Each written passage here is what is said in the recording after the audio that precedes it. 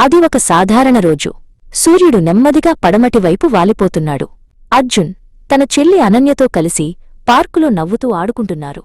వాళ్ళిద్దరి నవ్వులు ఆ సాయంత్రపు గాలిలో కలిసిపోయాయి. కాని ఆ సంతోషం ఎంతోసేపు నిలవలేదు. ఒక క్షణంలో అంతా మారిపోయింది. ఒక పెద్ద శబ్దం, అరుపులు. ఆసుపత్రి కారిడార్లో అర్జున్ గుండె పగిలిపోయేలా ఏడుస్తున్నాడు. అనన్య ప్రాణం లేని దేహంతో అక్కడే పడుకుని ఉంది. రోజులు, వారాలు గడిచిపోయాయి. అర్జున్ మనసులో ఒకటే ఆలోచన: అనన్యను ఎలాగైనా తిరిగి తీసుకురావాలి.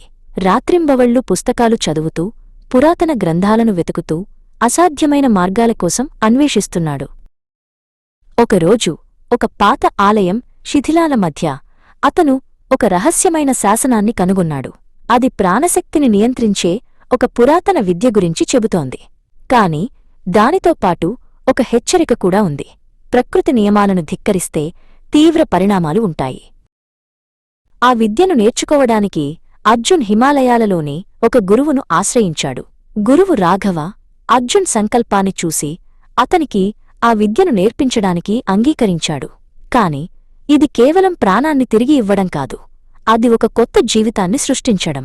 దానికి మూల్యం ఉంటుంది అని హెచ్చరించాడు. నెలలు గడిచాయి. అర్జున్ ప్రాణశక్తిని నియంత్రించడంలో నిష్ణాతుడయ్యాడు. అతని చేతుల నుండి ఒక నీలిరంగు కాంతి ప్రసరిస్తోంది. అతని కళ్లలో ఒక కొత్త శక్తి, ఒక కొత్త నిశ్చయం. గురువు రాఘవ ఆశీస్సులతో అర్జున్ తన సొంత ఊరికి తిరిగి వచ్చాడు. అనన్య సమాధి దగ్గర నిలబడ్డాడు. అతని గుండె వేగంగా కొట్టుకుంటోంది. ఇది సరైనదేనా? ప్రకృతి నియమాలను ధిక్కరించడం సరైనదేనా?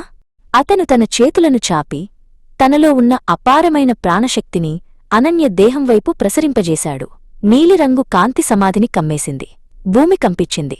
గాలిలో ఒక అద్భుతమైన శక్తి ప్రవహించింది. ఒక చిన్న చేతి కదిలింది.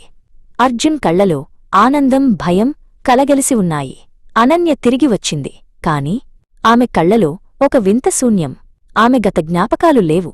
ఆమె ఒక కొత్త వ్యక్తి. అర్జున్ తన చెల్లిని తిరిగి పొందాడు. కాని తాను ప్రేమించిన అనన్యను కాదు. అతను ప్రకృతి నియమాలను ధిక్కరించినందుకు మూల్యం చెల్లించుకున్నాడు. ఇది ఒక కొత్త ప్రారంభం, ఒక కొత్త ప్రయాణం. ఈ కొత్త అనన్యతో అతను ఎలా జీవిస్తాడో